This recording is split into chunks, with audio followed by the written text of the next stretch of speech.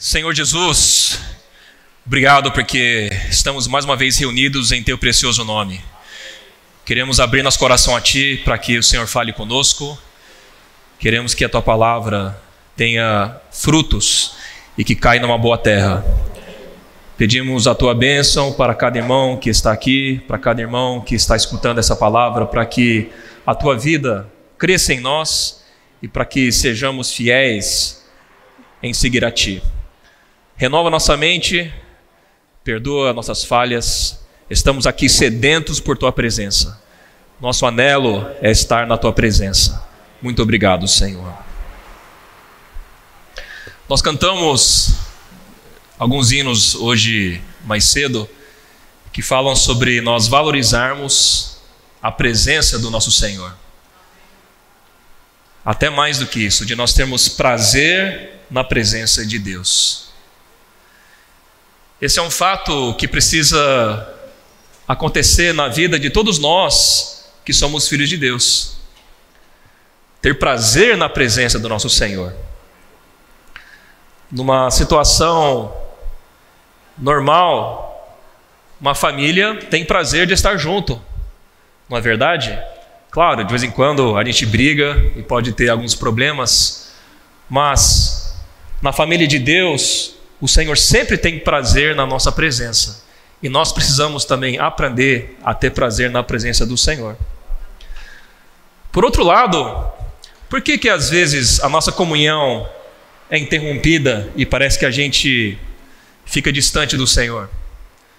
Porque às vezes nós esfriamos, porque às vezes parece que a nossa visão espiritual fica embaçada, ou muitos véus acabam impedindo a nossa visão. Porque o nosso coração é um coração corrupto. O nosso coração facilmente se apega às coisas deste mundo e nos tornam distantes do Senhor. É só não fazer nada, irmãos. Você pode falar, mas eu não tento pecar. Mas se nós não tivermos uma comunhão todos os dias, renovando a nossa mente, buscando o Senhor em oração, lendo a palavra com desfrute, de maneira gradual, nosso coração se torna frio. Porque este mundo é tenebroso e ele captura nosso coração. Mas sempre tem esperança para aqueles que têm um coração de arrependimento. O que é arrependimento? É uma mudança da nossa mente. E Deus sempre exerce a sua misericórdia quando nós temos um coração de arrependimento. Salmo 51, versículo 17 fala: sacrifícios agradáveis a Deus são o espírito quebrantado, coração compungido e contrito, não o desprezarás, ó Deus. Davi tinha cometido pecados horríveis. E o Salmo 51 mostra a oração de confissão e arrependimento. E Davi, no final do Salmo, fala sobre um espírito quebrantado. Ele fala sobre um coração compungido e contrito. É isso que o Senhor quer de nós. Um coração compungido e um coração contrito. Um coração esvaziado do nosso orgulho. Um coração que não fica achando que nós estamos certos e que o problema são os outros. Um coração que demonstra humildade diante de Deus. Hoje à noite nós vamos falar sobre João capítulo 9. Vamos falar de algumas experiências que se aplicam à nossa vida em relação ao nosso contato com o Senhor. Mas antes eu queria fazer uma pergunta para cada um de nós. Como é que nós nos vemos? E como é que Deus nos vê? E qual percepção é mais importante? O que nós vemos que nós somos ou como Deus nos vê? E será que a maneira que nós nos enxergamos é a mesma maneira que Deus nos enxerga? Pode ser que sim e pode ser que não. Ou aqueles que estão no meio, pode ser que parte sim, parte não. Mas o fato é, irmãos, o mais importante é como Deus nos vê. Porque Deus nos criou. Deus nos criou segundo sua imagem e semelhança. para conter a Deus e para expressar a Deus. Então, não tem ninguém que nos conhece melhor do que Deus. E o Senhor nos conhece melhor do que nós mesmos. Então, a primeira percepção é falar para o Senhor: Senhor, eu quero me ver como o Senhor vê. Eu tenho a minha percepção do que eu sou. Às vezes passamos por situações em que nós realmente enxergamos que nós somos falhos, que nós temos pecados, nós confessamos. Mas, às vezes também, achamos que nós é que estamos certos e os outros é que estão errados. E se os outros enxergassem o mundo como nós enxergássemos, seria maravilhoso. Vocês já tiveram essa percepção? Eu já tive, irmãos, para ser sincero. Então, todos nós temos experiências de vales, de montanhas, mas no final é a percepção do Senhor que vale.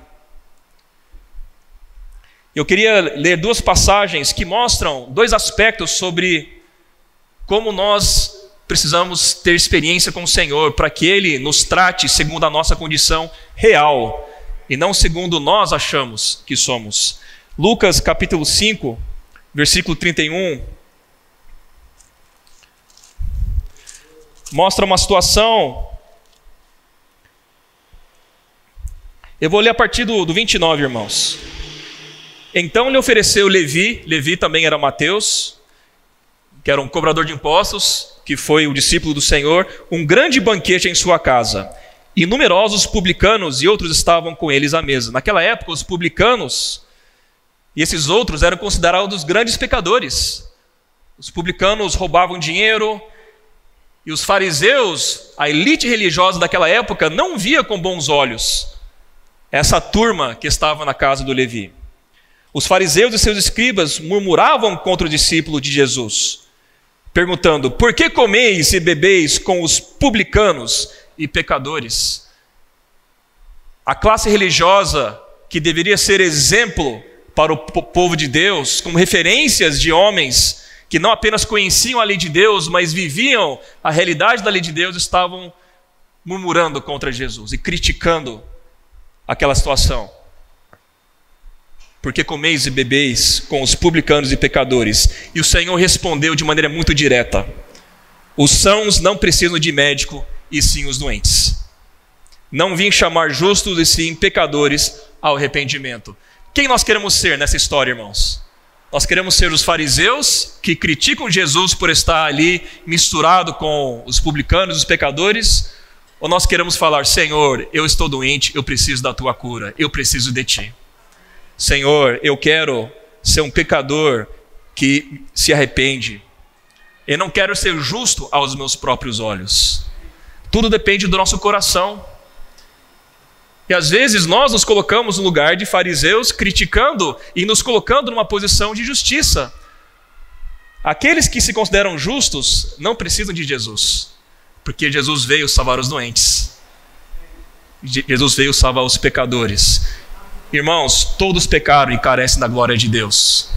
É claro, nós que somos salvos, temos a vida de Deus, estamos sendo santificados, estamos sendo transformados, mas o Senhor sempre tem algo a falar para nós. O Senhor sempre tem algo a ganhar em nossa vida.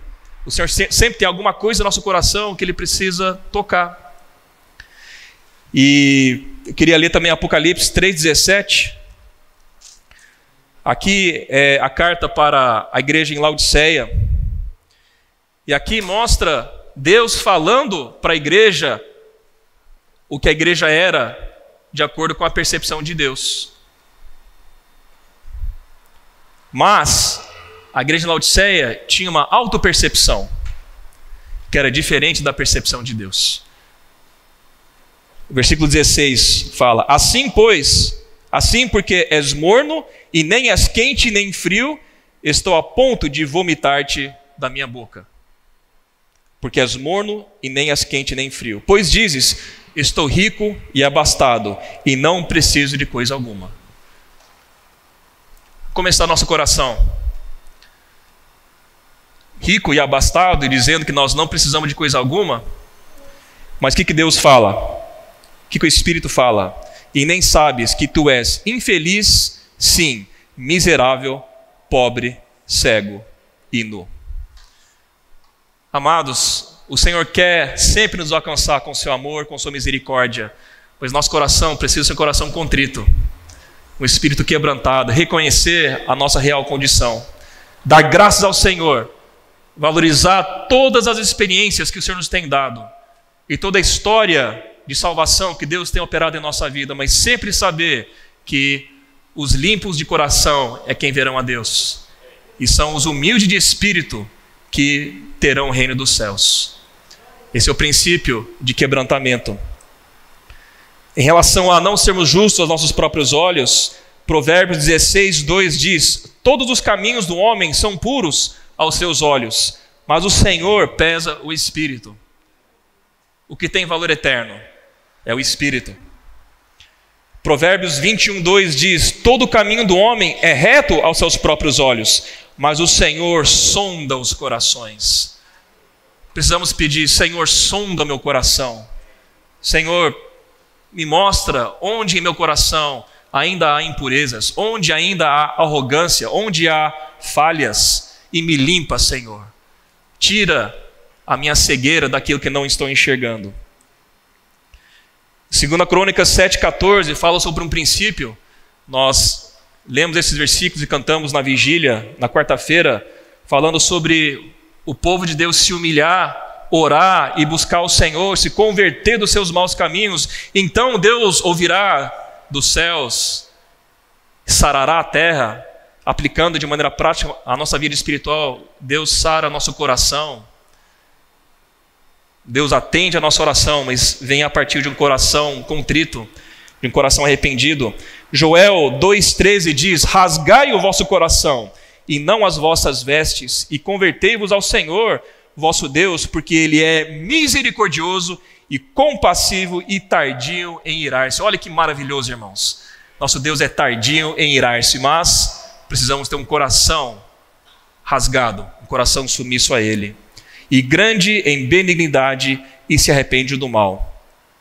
E para finalizar essa parte inicial, Lucas capítulo 4, versículo 18. Esse é um versículo bastante conhecido, mas precisa nos encorajar sempre. Eu vou ler a partir do 16. Logo depois do Senhor ser tentado, ele foi para Nazaré, onde ele tinha crescido, e aí ele foi num sábado na sinagoga, e ele levantou para ler uma porção de Isaías. No versículo 18 diz: o Espírito do Senhor está sobre mim, pelo que me ungiu para evangelizar os pobres, enviou-me para proclamar libertação aos cativos e restauração de vista aos cegos, para pôr em liberdade os oprimidos e apregoar o ano aceitável do Senhor. O Evangelho alcança os pobres, a libertação chega aos cativos, a restauração da vista chega aos cegos e os oprimidos são libertos. O Senhor foi ungido para salvar um homem da sua condição. Mas nós, como homens que precisam da graça de Deus, temos que reconhecer nossa condição. Reconhecer: Senhor, restaura a minha visão. Ou, Senhor, abra minha visão se tem coisas que eu nunca vi. Em relação ao teu coração, em relação ao teu plano em minha vida, em relação à tua palavra. Senhor, me livra da opressão, me livra das prisões que têm capturado a minha alma. E o Senhor atende a oração do aflito, o Senhor atende a oração do humilde, porque nós temos um espírito quebrantado. Então, é nesse sentimento que eu queria agora entrar na experiência do cego de nascença. Porque podemos achar que essa palavra é para os cegos, mas não para nós que já enxergamos, não é verdade? Mas eu queria entrar nesse capítulo para que nós consideremos que o Senhor também tem coisas para nos mostrar que nós ainda não enxergamos. E precisamos pedir para o Senhor nos curar da nossa cegueira. Eu tenho certeza de que todos nós já vimos algo, louvado seja o Senhor, mas o Senhor quer se revelar mais a nós. E ao contemplar a face de Cristo, o Senhor quer nos transformar de glória em glória. O Senhor vai tirando os véus, o Senhor vai removendo as escamas dos nossos olhos, mas nós temos que ter um coração humilde, um coração aberto, um coração sedento por Deus. Cantamos o segundo hino que fala sobre: venham a ti, Senhor, meu ser sedento está. Irmãos e irmãs, qual que é o nível de sede que você tem pelo Senhor? Às vezes, podemos ficar tanto tempo na vida da igreja, tanto tempo escutando muitas palavras maravilhosas que o Senhor nos tem dado, lendo a Bíblia, mas o nosso coração, e eu digo isso primeiro para mim, pode ser de Laodiceia. Senhor, eu estou cheio, já tenho tudo, mas o Senhor olha para nós e pode dizer: você está pobre, cego e nu. Mas o Senhor sempre nos alcança com sua misericórdia. E nessa noite, o Senhor quer nos mostrar mais um pouco de quem Ele é. Então a primeira coisa é reconhecer que em nossa vida espiritual tem coisas que nós ainda não enxergamos. Isso é muito bom, irmãos, porque se a gente acha que nós vimos tudo, corremos o risco de nos tornarmos orgulhosos. Porque nós só iremos querer ensinar, mas nós não podemos aprender nada, porque se nós já vimos tudo, o que Deus pode nos ensinar? Mas o Senhor quer nos mostrar que sempre há algo mais que o Senhor quer nos mostrar. E essa experiência do cego de nascença mostra um fato: Deus quer manifestar as suas obras. E nesse caso específico, o cego de nascença não era cego por causa de algum pecado dele ou dos pais dele, mas para que Deus pudesse se manifestar poderosamente. 2 Coríntios 4:4 fala o seguinte: nos quais o Deus desse século cegou o entendimento dos incrédulos, para que lhes não resplandeça a luz do evangelho da glória de Cristo, o qual é a imagem de Deus. O Deus desse século é Satanás. Ele opera nos incrédulos para que eles não enxerguem, não entendam o evangelho. Ele está levando milhões para o lago de fogo. Mas nós estamos aqui como igreja para sermos luz em Cristo, para que eles possam ver o evangelho. Mas nós temos que orar, nós temos que ter uma vida na luz de Deus, para que a nossa luz seja real para as pessoas. Atos 26:18 diz: para lhes abrir os olhos e os converteres das trevas para a luz e da potestade de Satanás para Deus, a fim de que recebam eles remissão de pecados e herança entre os que são santificados pela fé em mim. Aqui estava no contexto do apóstolo Paulo levar o evangelho para os gentios. Então, em relação ao evangelho que salva as pessoas da morte eterna, elas estão cegas, elas precisam ver. As pessoas que não têm o Senhor estão cegas, e o Senhor precisa resplandecer sobre elas, mas depende deles também terem um coração aberto, um coração de crer. E quem prega o evangelho para que as pessoas tenham oportunidade de crer no evangelho? Somos nós, a igreja. É por isso que a primeira experiência que nós temos que ter é nós estarmos numa vida de sermos iluminados pelo Senhor, para que nós também possamos ser luzeiros no mundo e levar o evangelho para as pessoas. Então esse é um parênteses importante para entendermos que nossa função hoje é sermos luz. Mas primeiro eu preciso estar na luz, porque aí o Senhor pode me usar, e o Senhor pode te usar. Então, indo para João capítulo 9, nós podemos ver aqui que o Senhor estava andando, aí ele viu um homem cego de nascença. Um cego de nascença é diferente de um cego que ficou cego durante sua vida. Ele nasceu cego. Não é que ele nasceu, tinha visão e aí ficou cego. Ele nasceu cego. Olha a pergunta dos discípulos. E vamos nos colocar no lugar dos discípulos e não criticar os discípulos. Esse é o desafio que nós temos. Eles perguntaram: mestre, quem pecou? Este ou seus pais, para que nascesse cego? Não é essa a nossa reação quando nós vemos alguma situação? Algum irmão está passando por alguma dificuldade? Quem será que pecou aí para ele estar sofrendo isso? A gente não pensa assim? Ou às vezes mesmo em nossa vida, a gente está passando por alguma situação difícil, a gente fica pensando: será que eu pequei? Irmãos, tem um princípio bíblico que é a semeadura, e tudo que nós semeamos, nós ceifamos. Isso é fato. Tem uma relação de causa e efeito em Gálatas 6, 7 e 8.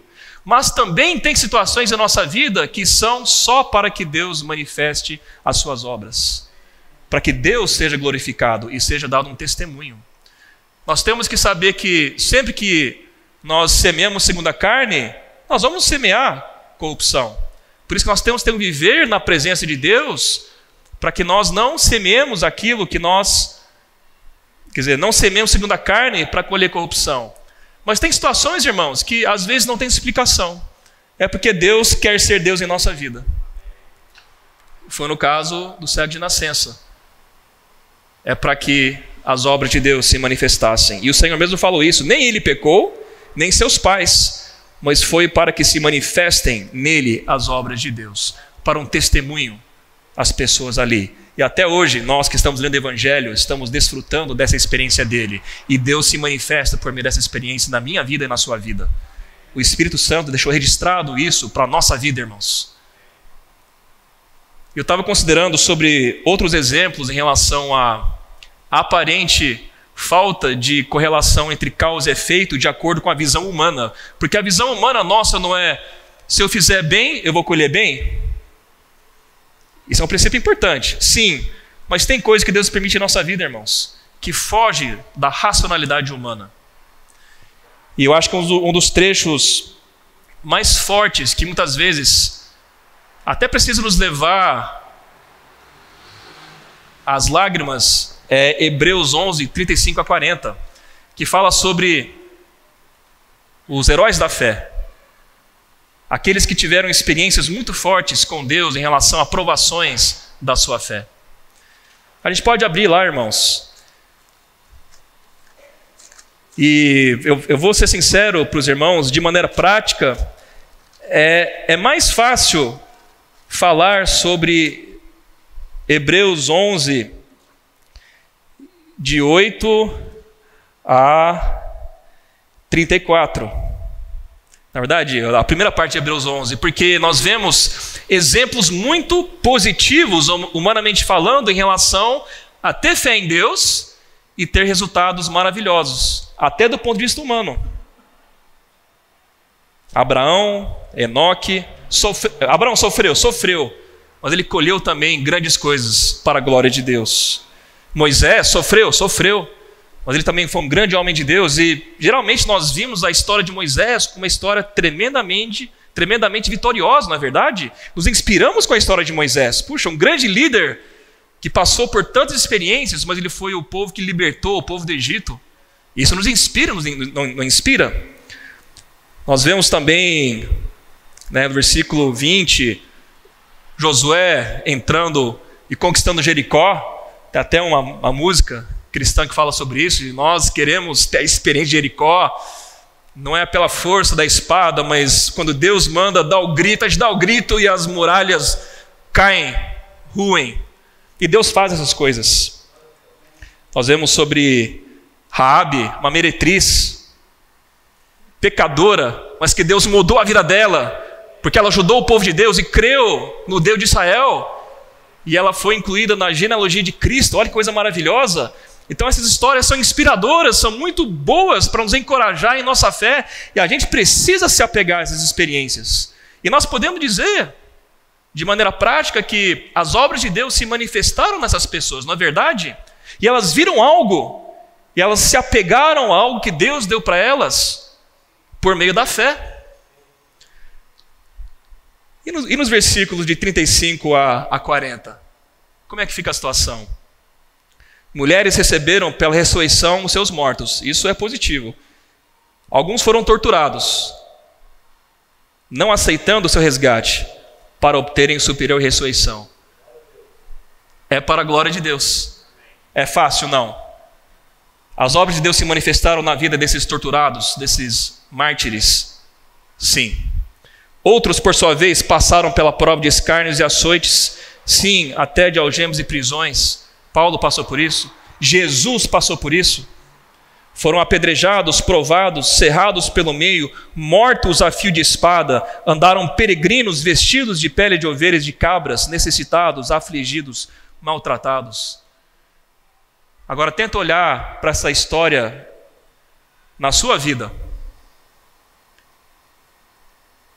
As obras de Deus se manifestam por meio do testemunho desses irmãos?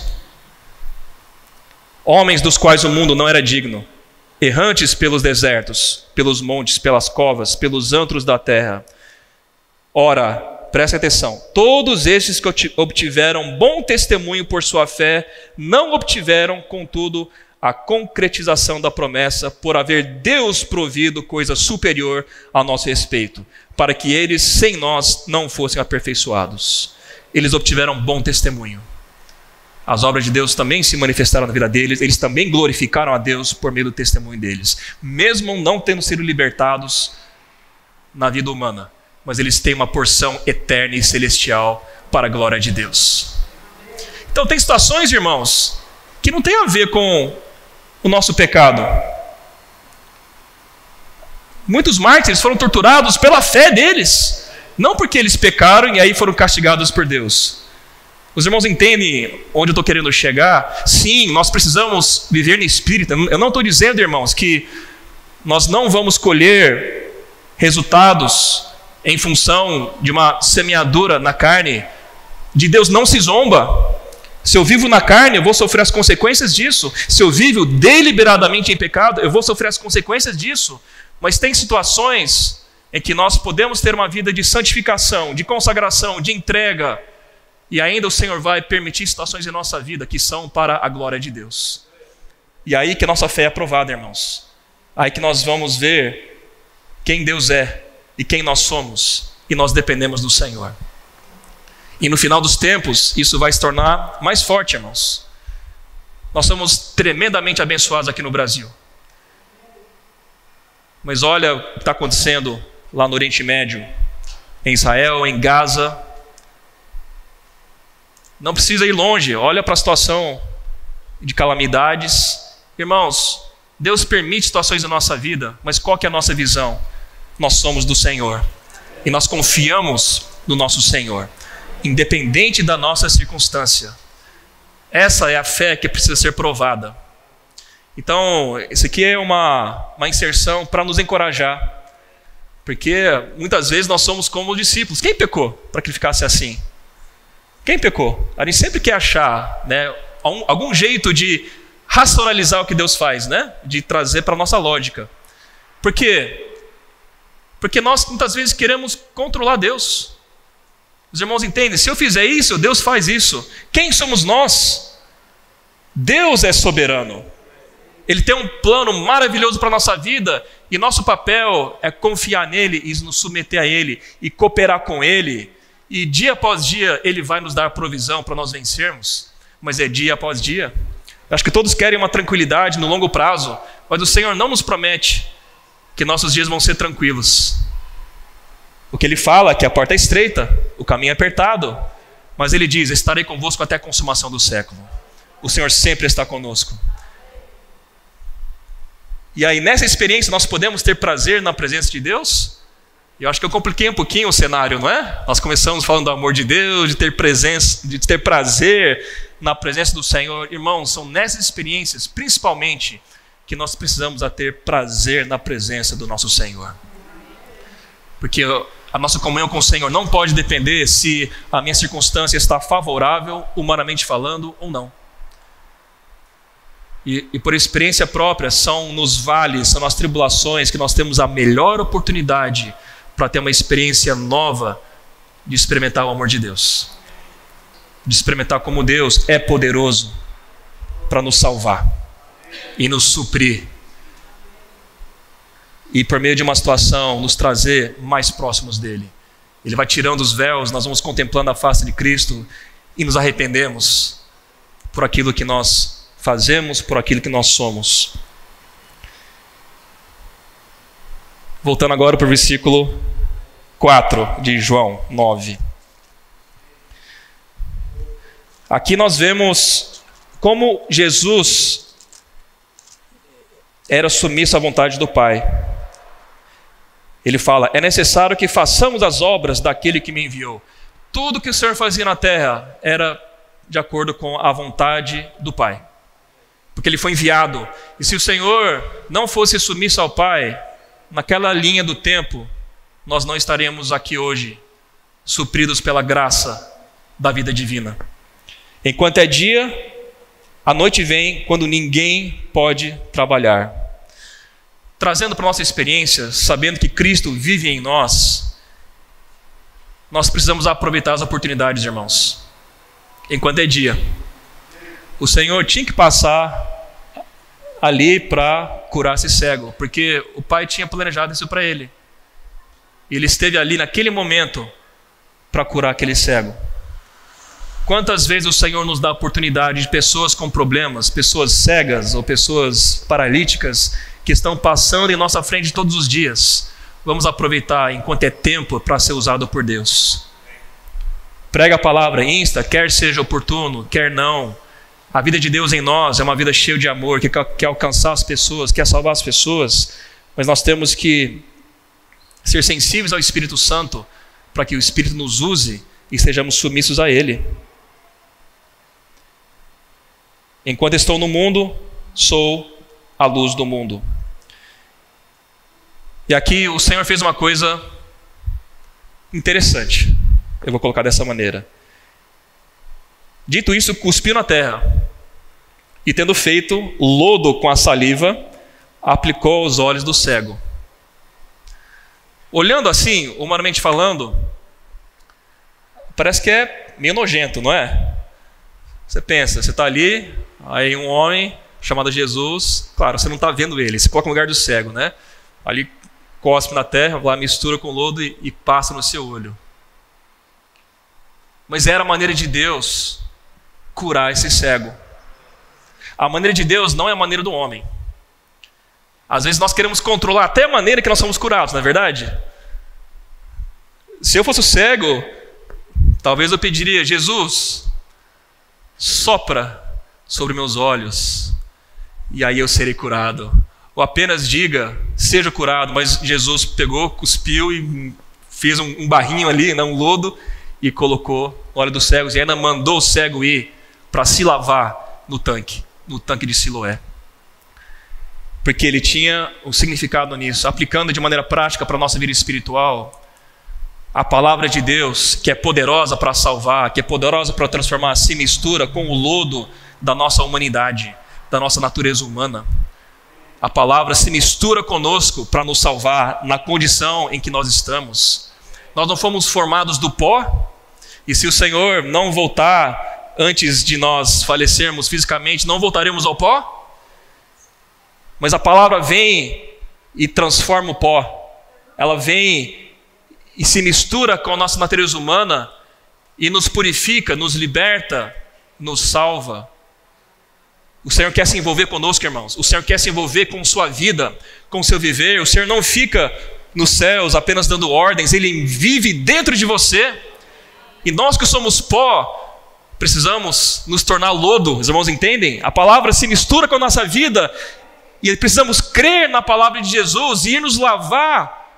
E o Espírito nos lava e nós somos curados. Nós vemos. É em nossa situação que o Senhor nos salva. A gente não precisa pedir por situações para Deus nos tratar. Fica tranquilo, Deus vai enviar situações. Mas nessa experiência, permita que o Senhor misture a palavra dele com sua vida. Permita que ele coloque a mão no seu olho e creia na palavra de Jesus e vai se lavar. E quando nos lavamos, aí sim, nós somos curados e nós vemos. Irmãos, o Senhor nos ama tanto que ele se tornou um homem. Eu fico pensando, o Senhor não poderia nos salvar apenas pela palavra dele, mas ele teve que cumprir a justiça de Deus. O Senhor hoje é nosso sumo sacerdote. Ele é o bom pastor que conhece cada ovelha. Ele conhece cada necessidade nossa. Mas nós temos que nos aproximar diante do trono da graça e pedir socorro. E falar: Senhor, eu preciso da tua cura, Senhor. Nas áreas do meu coração, nas áreas da minha vida em que eu estou cego, Senhor, eu quero desfrutar da tua palavra, para que a tua palavra transforme a minha vida e tire todos os véus, e tire a minha cegueira. Às vezes, a nossa cegueira pode ser justamente pelo fato de acharmos que nós não somos cegos. E o Senhor fala isso mais para frente, em relação aos cegos que são curados e aqueles que acham que veem, na verdade são cegos. Então o Senhor quer mudar a nossa vida, mas precisa do nosso coração e da nossa fé. E é interessante que o Senhor tocou no olho do cego, mas se você olhar para o versículo 7, depois que Jesus falou, vai, lava-te no tanque de Siloé, que quer dizer enviado, o cego foi. Ele poderia ter pensado, que coisa é essa? Esse homem chamado Jesus passou um barro no meu olho, que diferença isso vai fazer? Mas ele creu na palavra de Jesus. E ele foi pela fé. Talvez tenha situações na sua vida em que parece que Jesus está passando um barro no seu olho. Você não entende nada, mas creia na palavra de Jesus. Creia na palavra do Senhor e opere, não baseado no teu sentimento ou na tua racionalidade. Se o Senhor falou por meio da palavra, na Bíblia, na oração, na comunhão, obedeça o Senhor e você vai ser curado. Se permita ser lavado pelo Espírito. Se permita que o Senhor limpe tudo aquilo quando Ele mistura a palavra à sua vida, para que você possa ser curado da sua cegueira. Um versículo muito bom que nos mostra um outro aspecto desse mesmo lado é o fato de nós sermos vasos de barro. Isso está em 2 Coríntios 4:7, que fala que temos este tesouro, ou seja, a vida de Cristo em nós é um tesouro inestimável. Deus habita dentro de nós, mas nós somos vasos de quê? Vasos de diamante? Vasos de ferro? Aqui nesse contexto, vasos de barro, frágeis, que quebram. O barro vem da terra, reconhecendo a nossa humanidade, nossa fraqueza, mas é justamente nessa condição de vaso de barro que a excelência do poder de Deus se manifesta, irmãos. Quando eu sou fraco, é que sou forte. Por isso que o nosso coração de humilhação, de quebrantamento, é a condição para Deus operar em nossa vida. Porque enquanto nós acharmos que somos os vasos perfeitos, fortes, como é que a excelência do poder vai se manifestar em nós? Deus se esvaziou para nos alcançar. Nós não podemos ser maiores que o Senhor. Se Jesus veio para servir, se Jesus lavou os pés dos discípulos, se Ele foi à morte de cruz, quem somos nós para termos alguma posição, nos orgulharmos de acharmos que nós somos superiores? Precisamos ter o mesmo coração de Jesus. Reconhecer a nossa fragilidade. Eu não vou ler todo o capítulo, inclusive nós já vimos essa passagem, mas agora eu queria pular para o versículo 24.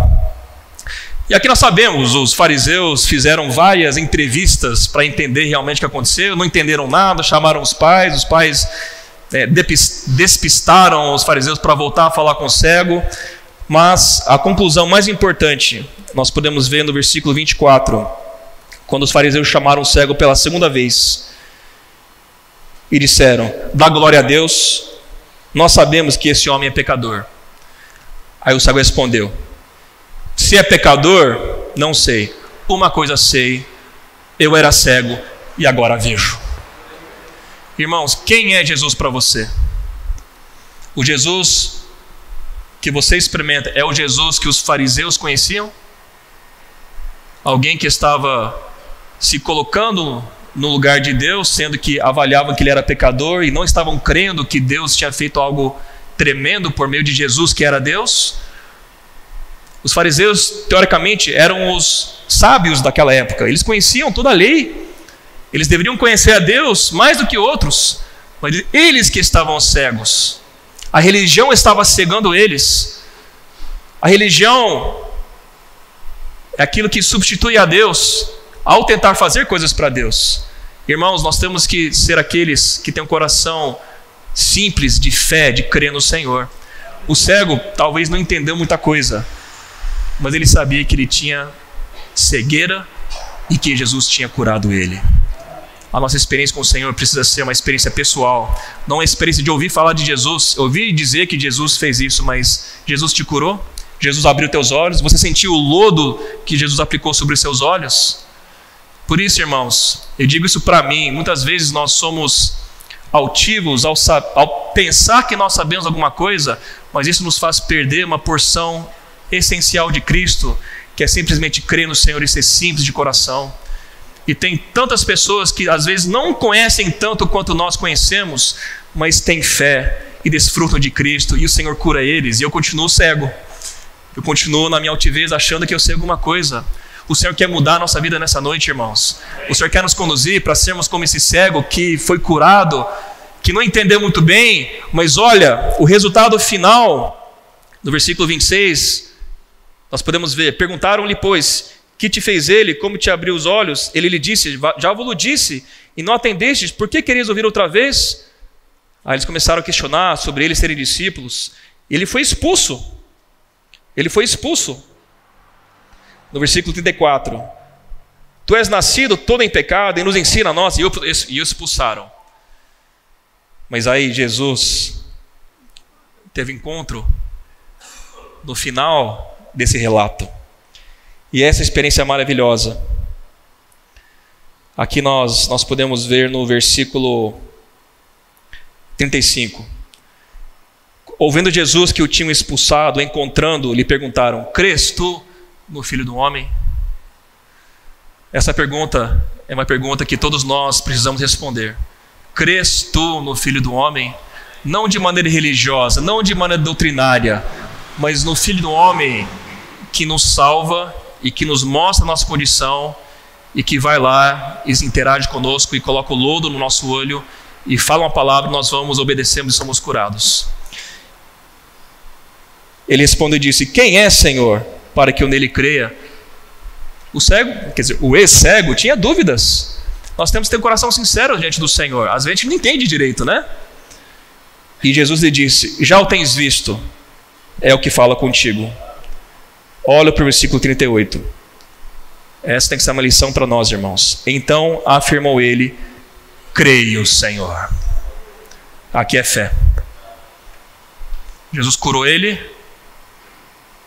Ele creu da primeira vez que Jesus falou, mas depois que o Senhor se revelou como Filho do Homem, ele creu pela segunda vez. Pela primeira vez foi para curar ele, mas aqui o Senhor estava falando sobre ele ser o Filho do Homem. Crer que ele era Filho de Deus como homem ali para salvar a humanidade. Creio, Senhor. Parou aí? Não. E o adorou. Irmãos, o final da nossa experiência com Jesus precisa resultar em fé e adoração. Fé é crer no Senhor plenamente, adoração é reconhecer Ele como Deus. Toda a reverência, toda a honra é devida a Deus. E aí no versículo 40, eu vou pular o 39, diz: alguns dentre os fariseus que estavam perto dele perguntaram: acaso também nós somos cegos? Eu entendo isso como uma provocação. E o que Jesus disse? Respondeu-lhe Jesus: se fosseis cegos, não teríeis pecado algum, mas porque agora dizeis, nós vemos, subsiste o vosso pecado. Isso é muito forte, irmãos.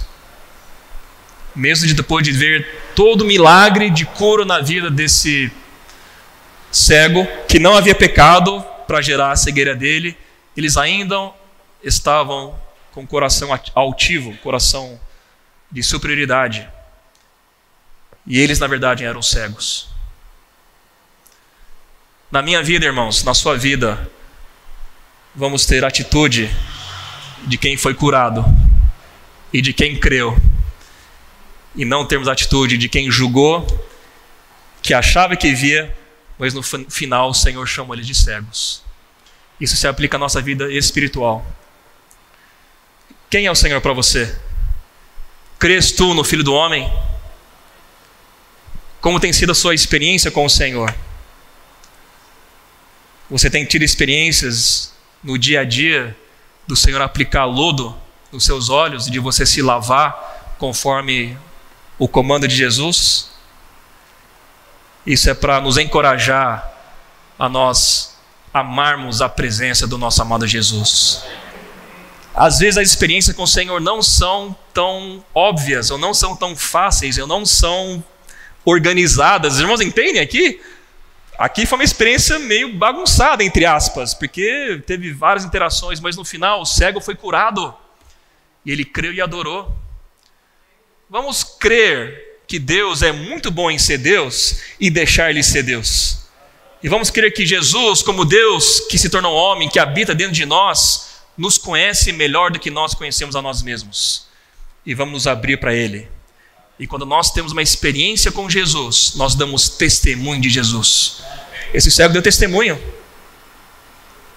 Esse cego deu testemunho. Nós vemos muitos exemplos de doentes curados que depois deram testemunho para o povo sobre que Jesus operou na vida deles. E o testemunho de Jesus em nossa vida é a pregação do Evangelho, irmãos. O que muitas vezes impacta as pessoas não é a doutrina, não é você pregar de acordo com o conhecimento, mas é a transformação que Jesus operou em sua vida. E como Deus mudou a nossa situação para a glória de Deus. Vamos fazer uma oração? Senhor Jesus, queremos ter uma experiência de fé e de adoração. Senhor, nos mostra as partes do nosso coração que precisam do Teu toque. Queremos crer em Ti e pedimos que o Senhor opere poderosamente com Tua palavra em nossa vida para abrir nossos olhos. Nós Te damos graças por todas as maravilhosas experiências que o Senhor nos tem concedido até hoje, pois nós queremos avançar em Te conhecer. E nós queremos verdadeiramente ser servos do Senhor, que são usados pelo Senhor, que são submissos à Tua vontade, para que enquanto é dia nós trabalhemos para Ti. Mas liberta nosso coração de toda religião morta, de tudo aquilo que ainda nos impedem de ver, e nos liberta de sermos justos aos nossos próprios olhos. Porque sabemos que se nós julgarmos, nós seremos julgados. E com a medida que nós medimos os outros, nós seremos medidos. Senhor, nós cremos em Ti. Nós queremos Te agradecer pelos fatos do Senhor ter nos curado, pois nós precisamos continuar sendo curados por Ti. E queremos ser como Teus discípulos, que são enviados pelo Senhor. E não queremos ser como fariseus que julgam e criticam, acham que estão enxergando, mas na verdade o Senhor mesmo os chamou de cegos. Senhor, transforma a nossa vida. Queremos ter um espírito quebrantado, um coração contrito. Queremos oferecer o que nós somos a Ti, do jeito que nós estamos. Nos salva e nos encoraja, Senhor. Somos a Tua igreja amada,